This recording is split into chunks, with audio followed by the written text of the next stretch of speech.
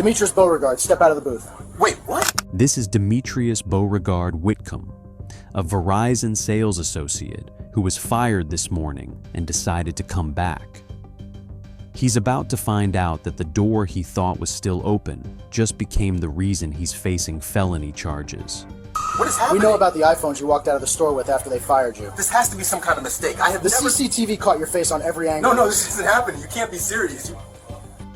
47 iPhones. Approximately $52,000 in retail merchandise. A 28-year-old former sales associate who had been fired 13 hours earlier. And one magnetic key fob the company swore had been deactivated. By the time Charlotte-Mecklenburg detectives finished pulling the security logs, the entire case came down to a single line on a vendor printout. A line that said Demetrius Beauregard Whitcomb was still an active employee at 11:48 p.m., the same night his employer had walked him to his car.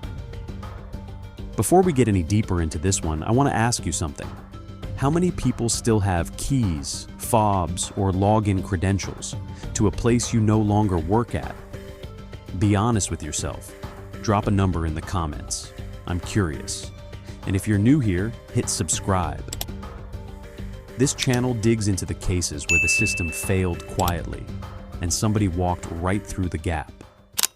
Demetrius Jamal Beauregard Whitcomb was born in 1996 in Charlotte, North Carolina, the only child of a single mother who worked the overnight shift at a regional logistics warehouse off South Tryon.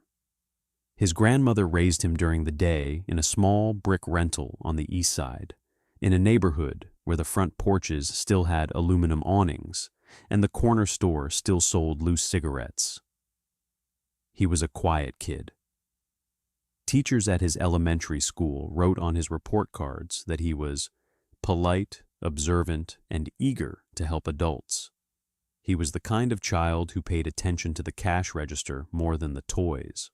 By middle school, he was running a small operation in the cafeteria, selling individual sticks of gum for a quarter when the cafeteria stopped stocking it. He bought packs of Trident at the Family Dollar after school and broke them down. By the end of the 8th grade, his teacher caught him with a notebook tracking which kids paid up front and which kids ran a tab. She didn't punish him. She told his mother, "That boy is going to sell something for a living one day." She was right. She also wasn't fully right. He graduated from West Mecklenburg High in 2014 with a 3.1 GPA, decent SAT scores, and a recommendation letter from his economics teacher that called him a natural closer. College wasn't really on the table. His mother's hours had been cut, and the family didn't have the savings. So he enrolled at Central Piedmont Community College part-time and started working full-time at a wireless kiosk inside the Eastland Mall. He sold prepaid phones for cash to walk-ins for 2 years. He was good at it. He learned every objection. He learned the difference between a customer who was going to buy and a customer who just wanted to vent about their last carrier. In 2019, he applied to a Verizon-authorized retailer franchise, not a corporate-operated Verizon store, but a third-party premium retailer location in Southeast Charlotte off Independence Boulevard. The franchise owner, a man who owned 4 locations across the Carolinas, hired him on the spot. Starting wage, $15 an hour, plus commission on activations and accessory attachments. His first month, he cleared $1,100 in commissions alone. By month 3, he was the highest attaching associate at the store. The district manager wrote in his first performance review, "Strong product knowledge, exceptional rapport with customers, particularly effective with families upgrading multiple lines." The review marked him as a candidate for assistant manager within 24 months. In 2021, his on and off girlfriend had a son. He was 25. The baby's mother and Demetrius were not married, were not living together, and were not really together at all by the time the child was born. But Demetrius showed up. He paid child support without being ordered to. He picked up the toddler on Saturdays and brought him back Sunday evening. He posted exactly one photo of the boy on his Instagram and never tagged him. He lived in a shared 2-bedroom apartment off Albemarle Road with a roommate who worked third shift at a logistics facility, which meant they almost never saw each other. The rent was $1,200 a month split. His half of the rent and his child support and his community college tuition and his car payment on a 2017 Nissan Altima added up to almost everything he made, even with the commissions. He didn't take vacations. He didn't go out. He worked open to close shifts on Saturdays because Saturday commissions were the best of the week. By early 2024, he had been at the franchise for nearly 20 months. He was 27 years old. He was finishing his associate's degree in business administration. His manager had told him more than once that the next assistant manager opening at any of the 4 locations was his. He had the keys to the stockroom. He had a Verizon wireless dealer portal credential. He had a magnetic key fob that opened the back-of-house service door, the same door employees use to take out the trash and accept morning deliveries. He also had a friend named Marcus. Marcus was an old friend from West Mecklenburg High. Marcus had been laid off from his warehouse job in late 2024 and was trying to switch carriers to save money. He asked Demetrius if there was a way to bring his own device, a Samsung he had bought outright the year before, onto the Verizon network at a cheaper monthly rate. Demetrius, who had run hundreds of bring-your-own-device activations, knew that employees got a small standing discount on activation fees and first-month service charges. The discount was supposed to apply only to the employee's own line. He ran Marcus's activation under the employee discount anyway. The discount was $42. $42. That was the entire policy violation. A single transaction, one friend, one cheap discount on a Tuesday afternoon in February 2025, run through the franchise's BYOD activation flow with a code that was not technically supposed to be used for anyone but Demetrius himself. Under the franchise's old rules, this would have been a written warning, a note in his file, a conversation with the manager about the rules. He had seen other associates do worse things and stay employed. One associate had been caught smoking weed in the back parking lot on his lunch break in 2023 and had received a 3-day suspension. But in March of 2025, the district announced a new zero-tolerance posture on discount abuse, effective immediately. Any unauthorized use of an employee discount code was now grounds for termination. The memo went out to managers, but not by some oversight to the sales associates themselves. Demetrius never saw it. When the routine HR review caught the Marcus activation a few weeks later, the franchise didn't have a choice. The new rule said he had to be fired. A Verizon-authorized retailer is not a Verizon corporate store. The distinction matters.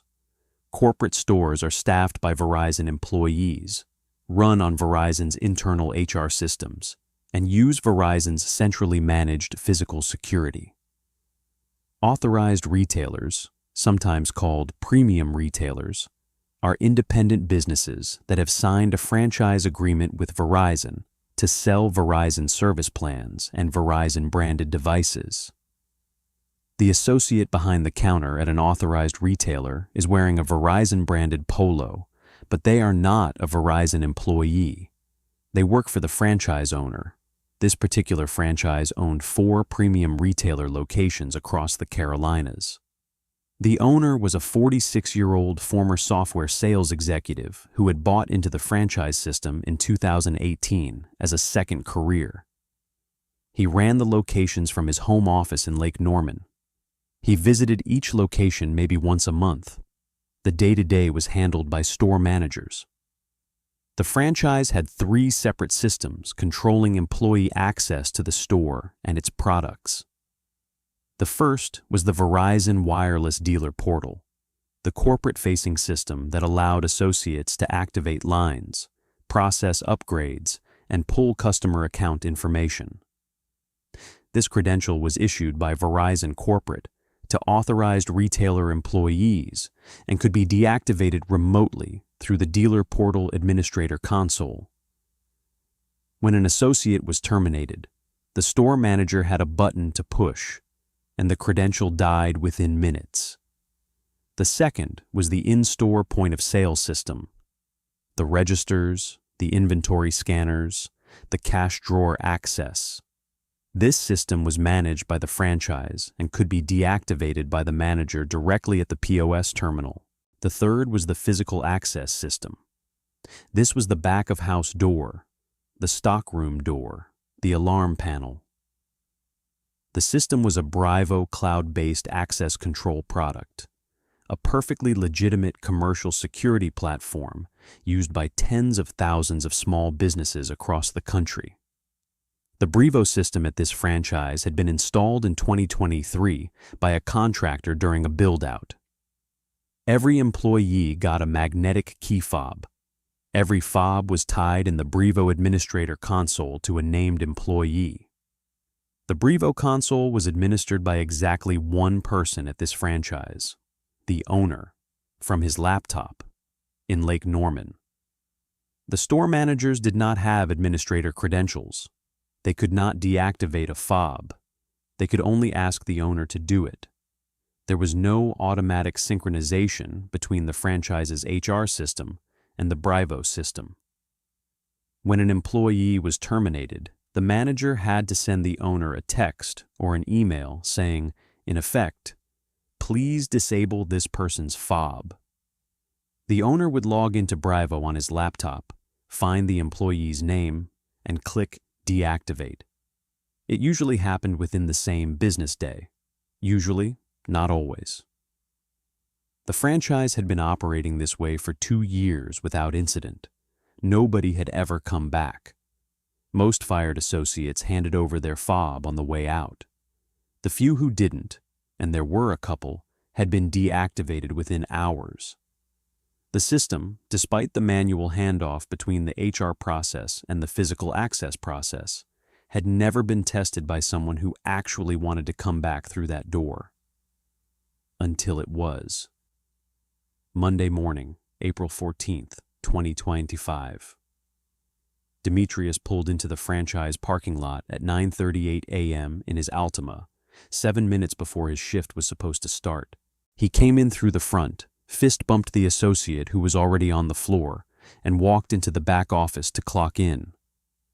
The manager was waiting for him with the HR representative who handled the 4 locations. They closed the office door. The HR meeting took 29 minutes. He sat in a folding chair across from a particle board desk while the HR rep walked him through the BYOD activation log, the policy memo, and the termination paperwork. He did not raise his voice. He did not argue. He asked one question. "This is for the Marcus activation, right?" And the manager said yes. He signed the documents. He handed over his Verizon Polo, folded. The manager deactivated his POS login at the terminal at 10:14 a.m., with the HR rep watching. The manager told him verbally that his fob was being deactivated as well. The manager texted the franchise owner, who was on day 3 of an 8-day vacation in Aruba, and asked him to disable the fob in Brivo. The owner did not respond. He was on a catamaran. The manager assumed the owner would handle it that afternoon, the way he usually did. The manager walked Demetrius to his car at 10:22 a.m., shook his hand, and told him he was sorry. Demetrius said, "It's all good, I get it.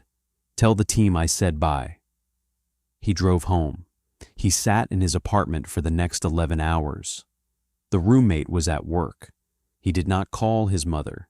He did not call the baby's mother. He did not call Marcus, the friend whose $42 discount had cost him his job.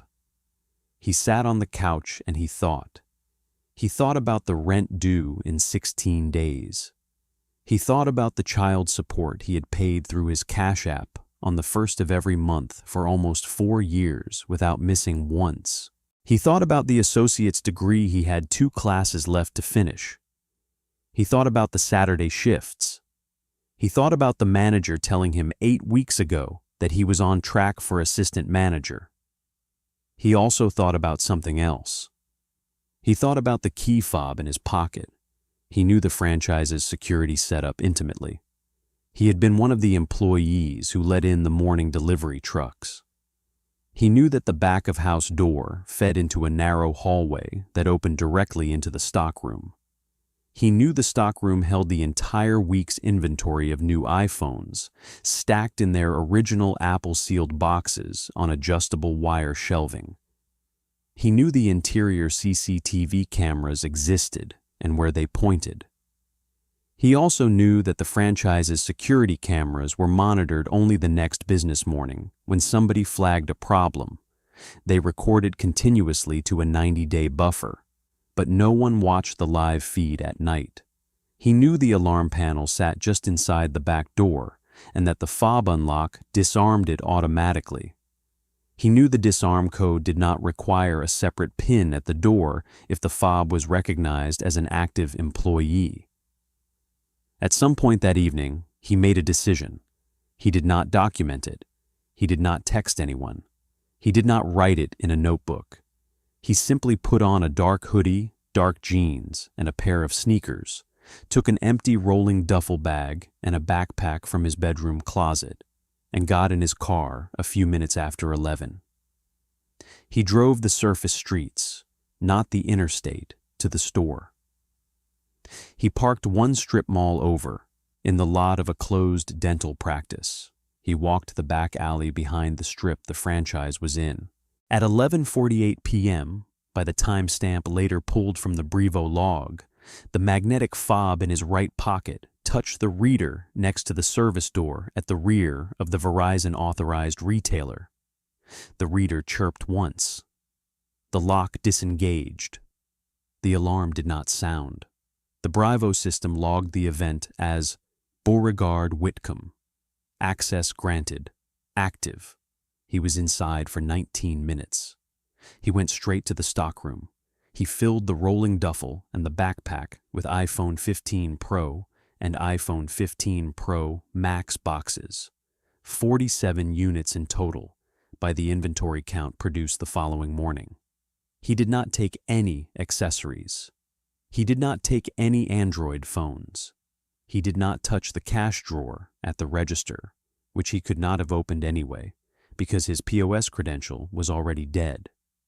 He took only the iPhones, because he knew the iPhones were what would move fastest on the secondary market and what would carry the highest dollars per unit of weight in his bag.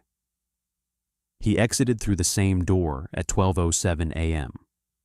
The Brevo log timestamped the exit as well. He walked back through the alley, loaded the bags into the trunk of the Altima, and drove home. He was in his apartment by 12:34 a.m. He did not sleep that night. Real quick. If you've been with me this far, do me a favor and leave a comment letting me know what city you're watching from. I love seeing how far these stories reach, and subscribe if you haven't yet.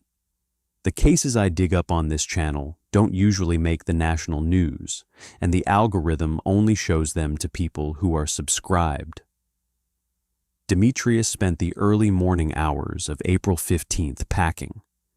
He pulled 31 of the 47 iPhone boxes out of the duffel and arranged them in the bottom of a rollaboard suitcase, underneath a folded layer of clothes. He left the remaining 16 phones in a closet in his bedroom, hidden under a pile of laundry, because they wouldn't all fit and because he wanted to come back. He booked a one-way ticket on a 7:30 a.m. flight from Charlotte Douglas to Newark Liberty for $241. He had a buyer in mind. He had met the buyer through a guy he had met through a guy at the kiosk job back in 2018. The kind of contact you do not put in your phone under a real name. He was at the airport by 5:50 a.m. He checked no bags. He walked through TSA with the rollerboard. The 31 iPhones nestled under a Sunday Charlotte Observer and 3 folded T-shirts. The bag went through the X-ray. The TSA officer waved him through. Nothing about the silhouette of stacked, identically sized rectangular boxes triggered a hand search. Meanwhile, back at the franchise, the morning crew was arriving for the 9 a.m. open. The manager unlocked the front. The opening associate went into the stockroom to pull stock for the new week display refresh. She came back to the manager 3 minutes later and asked him, "Where did we move the 15 Pros?" The manager went back with her. They counted twice. They counted a third time. They were 47 units light. The manager called the franchise owner in Aruba at 9:47 a.m. The owner asked simply, "Did you ever get a confirmation from me yesterday on the fob deactivation for Demetrius?" The manager paused. He hadn't. The owner pulled up the Bravo log on his laptop from the catamaran. He saw the entry. He read it out loud over the phone. Beauregard Whitcomb, 2348, active. The manager called Charlotte Mecklenburg Police at 10:02 a.m. The franchise reported it to Verizon Corporate's loss prevention line at the same time. Verizon Corporate did something the franchise owner did not anticipate. Within 24 hours, every one of the 47 IMEI numbers from the missing iPhone boxes, Verizon had the IMEIs in their dealer portal system from the inventory shipment manifest, was pushed to the GSMA stolen device blacklist. The phones became, in commercial terms, paperweights. They could not be activated on any U.S. carrier. They could not be activated on most international carriers. They could be parted out for screens and batteries, but the per-phone resale value collapsed from roughly $1,200 to maybe $140. Demetrius did not know any of this yet. He was on a plane. Charlotte Mecklenburg Police dispatched a detective from the Property Crimes Unit to the franchise by 11:30 a.m. Her name in this case was Detective Renata Halverson, a 15-year veteran who had handled commercial burglaries in Southeast Charlotte for most of her career. She walked the scene with the manager. She pulled the interior CCTV. The first thing she saw was the back-of-house service door opening at 11:48 p.m. the night before from the inside out, meaning somebody had come in through that door. She rewound. She watched a man in a dark hoodie walk into the stockroom, fill 2 bags, walk out. She watched him pause at the door before exiting and pull the hood down briefly to wipe his forehead. The face was clean, lit by the overhead fluorescence in the back hallway, looking up toward the ceiling-mounted camera. The manager was watching over her shoulder. He said, "That's Demetrius." Detective Halverson asked one question. What time was he terminated yesterday? The manager pulled up the HR log. POS deactivation at 10:14 a.m. Escort to the parking lot at 10:22 a.m. Halverson asked the second question. How did he get in last night? The manager called the owner. The owner pulled up Brevo. The Brevo log showed the fob unlock at 11:48 p.m., attributed to Beauregard Whitcomb, status active. Halverson took screenshots of everything. She pulled his DMV photo. She matched it to the CCTV. She ran his name through the system. No prior criminal history. Last known address, an apartment off Albemarle Road. She drove there with 2 patrol officers by 1:45 p.m. The roommate answered the door. He told them Demetrius had left in his car around 11 the night before and had not come back. He let them in voluntarily. They did a protective sweep, saw the closet in the back bedroom, and saw the corner of an iPhone 15 Pro box sticking out from under the laundry pile. They did not touch it. They got a warrant by 4:20 p.m. and recovered 16 sealed iPhone 15 Pro and Pro Max boxes from the apartment. Meanwhile, Demetrius had landed at Newark at 9:51 a.m. Eastern. He took an Uber to a chain motel off Route 1 in Elizabeth, New Jersey, and checked in under his real name with his real driver's license, paying with a debit card. He texted his buyer from a burner number. The buyer told him to come to a meet point in Jersey City the following afternoon. The buyer wanted 24 hours to confirm market conditions. The buyer was already getting reports from his own downstream contacts that a fresh batch of iPhone 15 Pros had been blacklisted in the Carolinas. The buyer had no intention of taking the phones at full price. The buyer was also, separately, not exactly the kind of person who would call the police, so Demetrius did not yet know that his window had closed. Charlotte Mecklenburg ran his name through the airline manifests by Wednesday morning. The Delta booking from Charlotte Douglas to Newark was there. CMPD coordinated with the FBI New York Field Office and Port Authority Police at Newark. The FBI got involved because the dollar amount and the interstate transport triggered 18 U.S.C. Paragraph 2314. The federal piece was assigned to a special agent named Whitman. Agent Whitman pulled the rental car and rideshare records out of Newark. He found the Uber. He found the motel. He had Demetrius's location by 6 p.m. Wednesday, about 28 hours after the theft. They took him in the motel parking lot at 7:14 a.m. on Wednesday, April 16th. He was walking from his room toward a vending machine with a plastic ice bucket in his hand. 2 FBI agents, 3 Port Authority officers, and 1 CMPD detective who had flown up the night before. They did not draw weapons. They did not yell. He saw them and stopped walking. The lead agent identified himself and asked him to put the ice bucket down. He put it down on the asphalt. He raised his hands. Demetrius Beauregard Whitcomb. Yeah, that's me. You know why we're here? I know why you're here. Anything in the room we should know about before we go in? 31 phones. In the suitcase. They're all there. I haven't sold any of them. You by yourself? I'm by myself. They cuffed him. He did not resist. They walked him to a sedan. The CMPD detective rode with him in the back. He looked out the window for most of the ride and didn't say anything for the first 10 minutes. Then he said one thing, almost to himself, that the detective wrote in her notes when they got back to the precinct. They told me the fob was off. That was the only spontaneous statement he made before invoking his right to counsel at the processing station. The Mecklenburg County District Attorney's Office filed charges within 72 hours. Felony breaking and entering under NC General Statute, Paragraph 1454. Felony larceny under Paragraph 1472. Charged at the aggravated tier because of the dollar amount.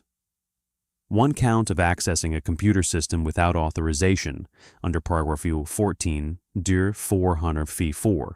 The prosecutor's theory being that the Brivo physical access system, because it was a networked computer-based product, qualified as a computer system under the statute, and Demetrius had used a credential he knew, or should have known, had been revoked. Bond was set at $100,000 secured. His mother could not post it. He sat in the Mecklenburg County Jail. The U.S. Attorney's Office for the Western District of North Carolina opened a parallel file under 18 U.S.C. Paragraph 23-14 for the interstate transport of stolen property. The federal piece was technically the strongest charge in terms of sentencing exposure, up to 10 years. His state-appointed public defender was a woman named Adrienne Cosby, 6 years out of UNC law, who had handled property crimes of this scope before. She read the discovery in one sitting. She looked at the CCTV. She read the Bravo log. She read the HR timeline. She did not see a winnable trial. She saw something else. A defendant with no prior record, a clean confession at the moment of arrest, and a recovery rate of 41 out of 47 phones. She walked into the prosecutor's office 2 weeks later and started talking about a plea. The negotiation took 3 months. The U.S. Attorney's Office agreed to decline the federal charge in light of a state plea. The state agreed to consolidate the breaking and entering, the larceny, and the computer trespass counts into a single Class H felony plea with an active sentence in the structured sentencing grid's mitigated range. On August 14, 2025, in Mecklenburg County Superior Court, Demetrius pleaded guilty. The hearing took 41 minutes. The franchise owner submitted a written victim impact statement. His own mother sat in the second row of the gallery. The baby's mother did not come. The judge, a man with 11 years on the bench, read the statement of facts into the record and then spoke directly to the defendant for nearly 4 minutes. Mr. Beauregard Whitcomb, the thing that troubles this court is not the planning, which was modest, or the violence, of which there was none, or the sophistication, of which there was very little. What troubles this court is the speed. You were walked to your car at 10:22 in the morning. By 11:48 that same night, you were inside the back door of the business that had employed you for nearly 2 years, with a bag taking $47,000 in property that wasn't yours. The court has read the file. The court knows your employer made a mistake. The court knows the fob should not have still been active. None of that is your defense. The mistake was your employer's. The decision to use it was yours. The judge sentenced him to 18 to 32 months active in the North Carolina Department of Adult Correction. Restitution of $11,800 to the franchise. The difference between the retail value of the phones and the salvage value after Verizon's IMEI blacklist. He was processed at the Piedmont Correctional Institution in Salisbury within 2 weeks. His projected release date is in late 2026. The franchise changed its protocol within a month of the incident. The Bravo administrator credential was transferred to the manager at each of the 4 locations. The HR termination checklist was rewritten to require a confirmed Bravo deactivation, in writing, with a timestamp screenshot, before the employee was escorted to the parking lot. No employee at the franchise is walked out anymore until the back door has forgotten them. The morning of April 14th, the franchise told Demetrius Beauregard Whitcomb that his access was off. The access system was never told. He walked out at 10:22 a.m. with a chip in his pocket that, as far as the back door was concerned, still meant employee. 13 hours later, he used it. This case was about a gap in a system. The next case on the right-hand side of your screen is about a gap in a person. Click it.